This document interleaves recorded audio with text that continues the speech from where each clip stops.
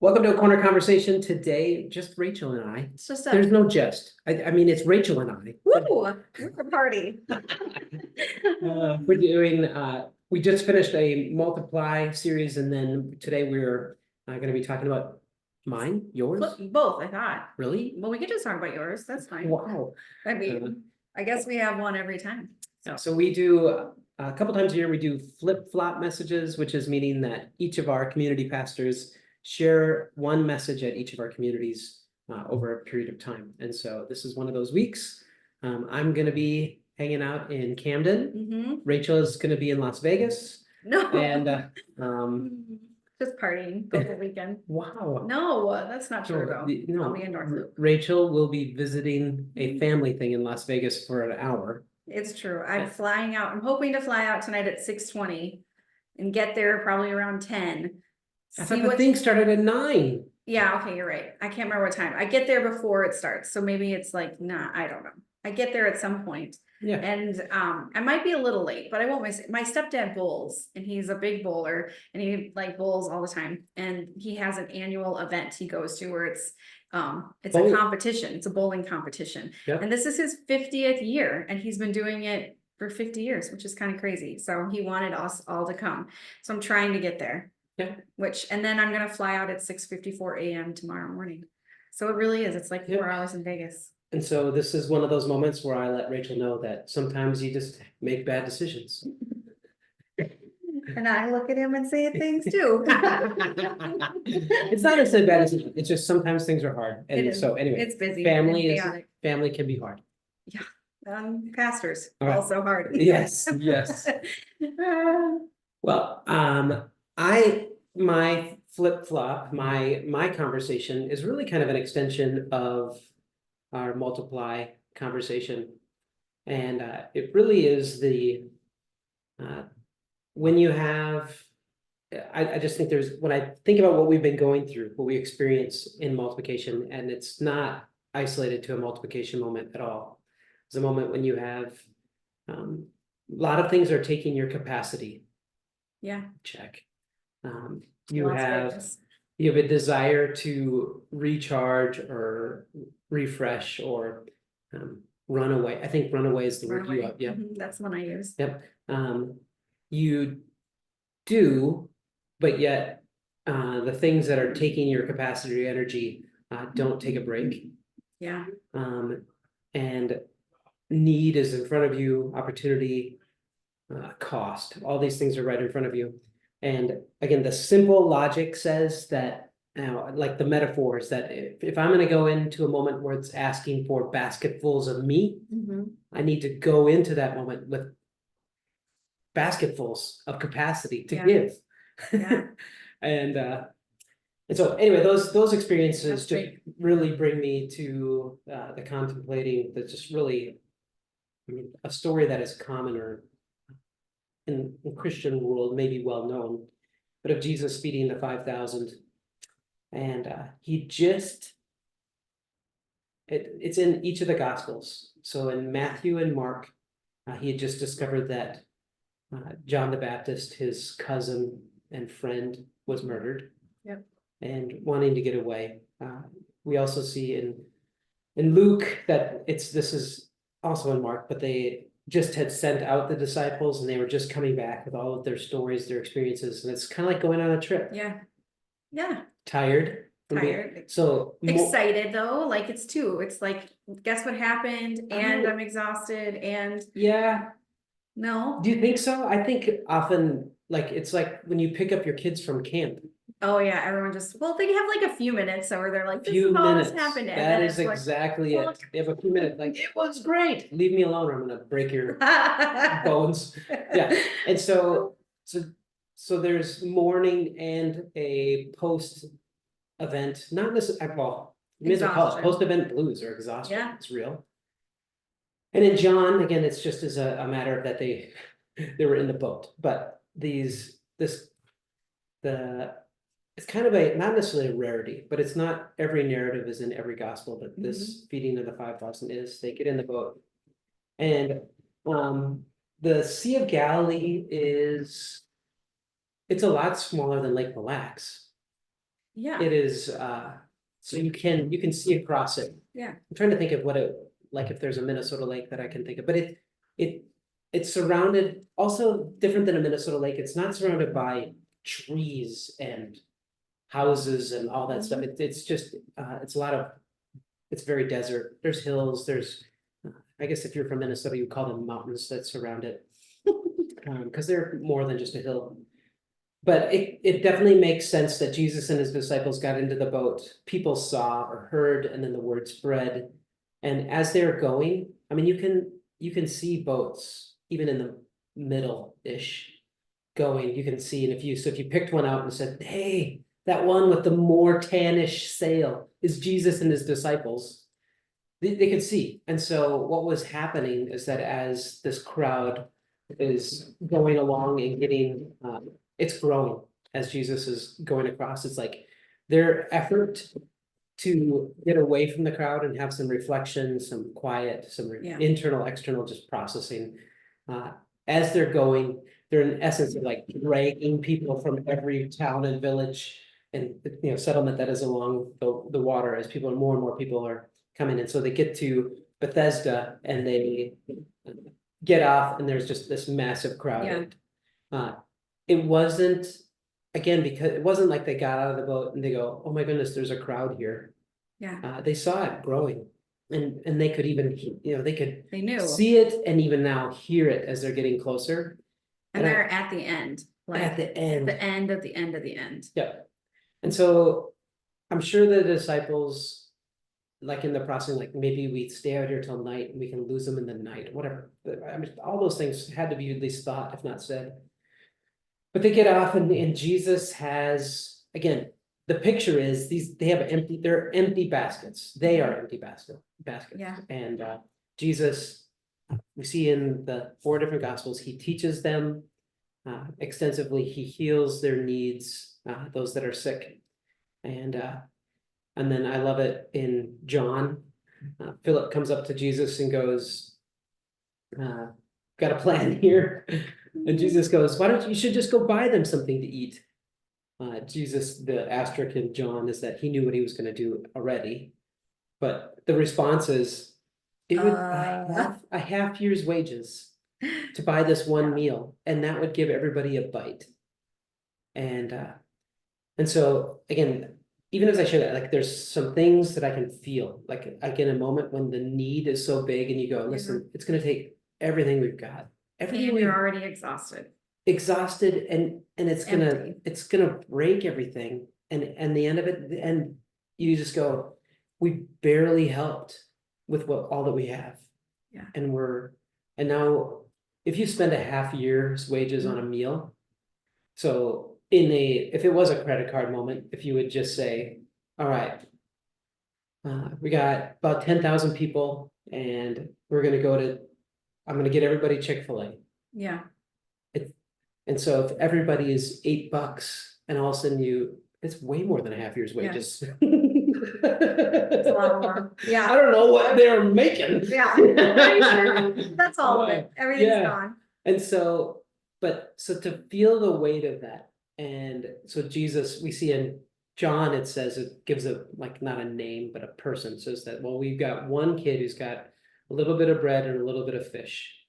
And again, this is something that I can feel, is that what I've got is, this is it. Yeah. And it's almost like coming into or looking at the scale of what needs to happen and just going, it's not even a joke. It's like, it just gives a good perspective.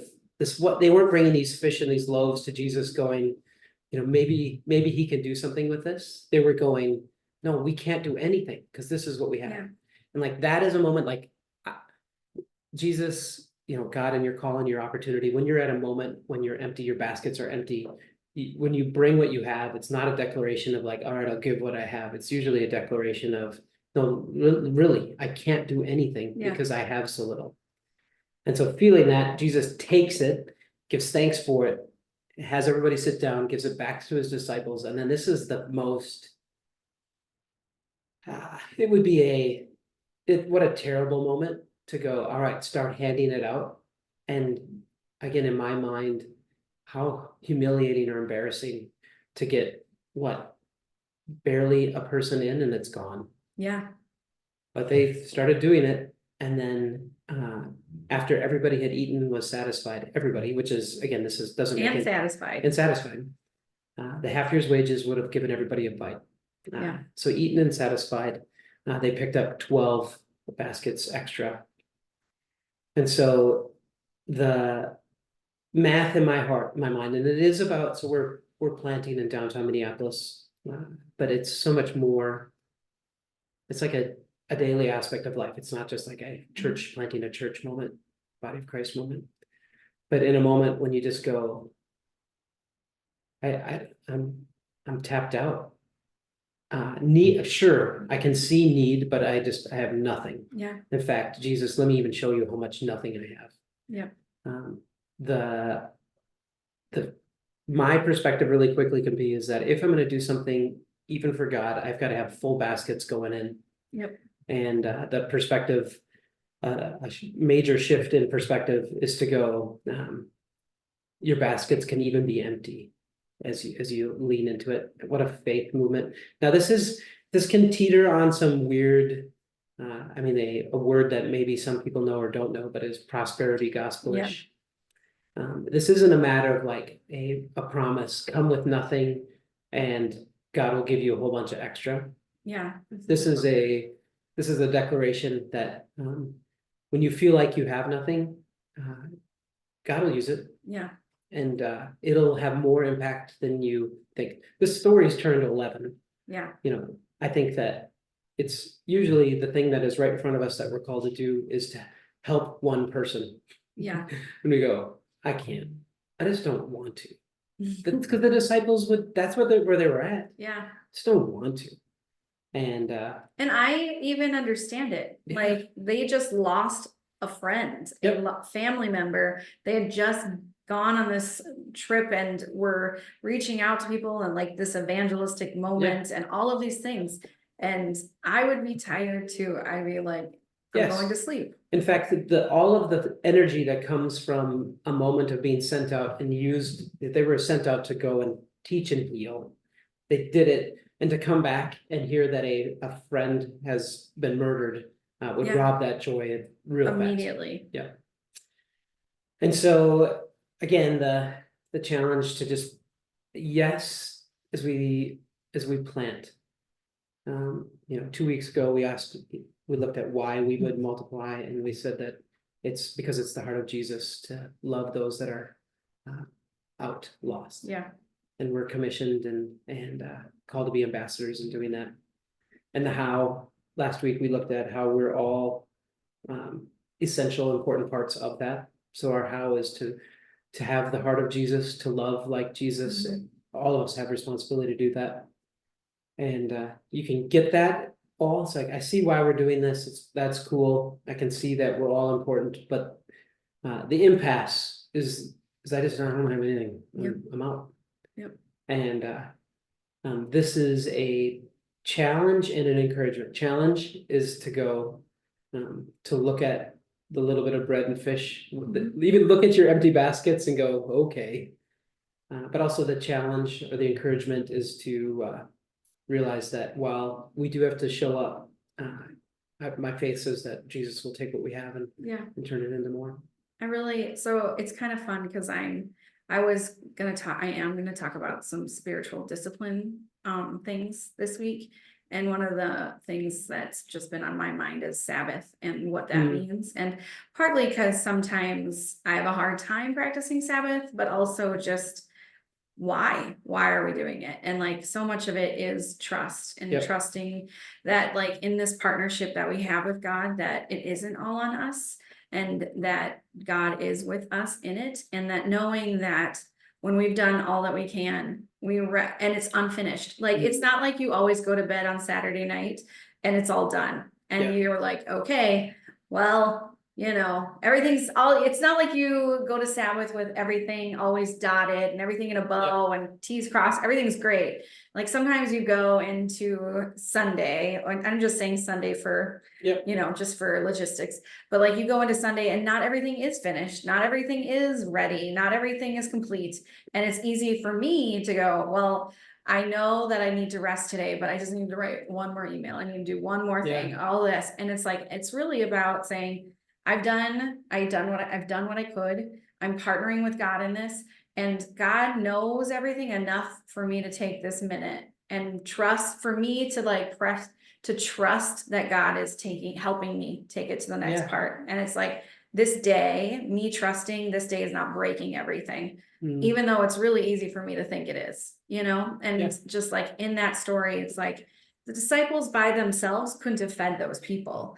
They couldn't have done it on their own. They couldn't have had the energy, the capacity, none of it. Like Jesus had to take it to the finish line. It was a trust story. It is a moment of trust and knowing that it's in this partnership, it's not all me. Yeah, and it's very easy to look at any story of God's provision and go, wow, it is remarkable, beautiful, whatever, all those pieces, but always an aspect of trust is a moment. I think trust is always preceded by a degree of brokenness or incapacity or lack of capacity. I can't do this. Yeah. And it's so tangible in relationship with a person. If you're in need of somebody to listen to you or if you need to just ask for some practical help, it's vulnerable because the answer can be no. Yeah. And sometimes it is. And it's hard. Yep. And so as we would,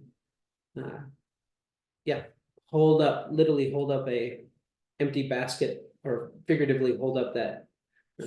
Maybe literally, I don't know. Yeah, well, I'm gonna hold them literally on Sunday. But that picture of beautiful. I see the need. Here's a whole bunch of people in the middle of nowhere that are hungry. Yeah. Or, I see the need. It's the unhoused in our city. I see the need. It's educators, teachers in our city that are just fighting a battle that just is impossible to climb. I see the need. There's people that are lonely in my building or my neighborhood, or people that are struggling with depression or anxiety. Whatever, we can go on for an hour. Yeah. And that picture of rest is so good because that's a picture of like, all right, so do I have to do it all? No. But also trust is an aspect of showing up. And even in, the picture of Sabbath or taking a moment of resting, you have to show up to rest. You have to show up. You have to show up. I mean, it's even for Sabbath to be meaningful, there's like 6 days of showing up, like, I mean, if we use Sabbath every day, that's we're missing the partnership, if we're like just stopping and going, well, God's got this, so I'm just gonna do nothing 7 days a week. That's not healthy. That's not what we want. But knowing that we're in a partnership, even with Sabbath, there's all these rules, right? The Bible's full of rules, but Jesus healed on the Sabbath, and they were like, you're breaking these rules. And there's we can think about it in these rules kind of a way, but it is trust. It is really accepting that it isn't all in our control, which is also, I don't know, sometimes tough and beautiful. Yeah, what a paradox is that I don't think any person who's not narcissistic would say, I want everything to be under my control or my responsibility. Now, sometimes it feels like that, but like to want it. Yeah. There's some challenge in that. But to feel it in a moment where you go, oh my goodness, my list is so long and it's going to kill me. Yeah. The thing that happens when you do stop is that, there's the physical. It can allow other people to take ownership or be a part, or you can have realization that other people have ownership and help. But two is you stop, it's a moment of literally going from, okay, God, I'm telling you I trust you, to when you stop, it's a moment of like, okay, God, listen, I'm actually showing you that I trust Yeah. you, Yeah, that's good. which is hard. It is hard. Yeah. I like it. We did it? Is that it? I think Is that so. fine? All right. Yeah, Well, I guess you're gonna, next time we'll be, speaking of being overwhelmed. I'm gonna try to fly to Vegas today. Thanks, everybody. Have a good weekend.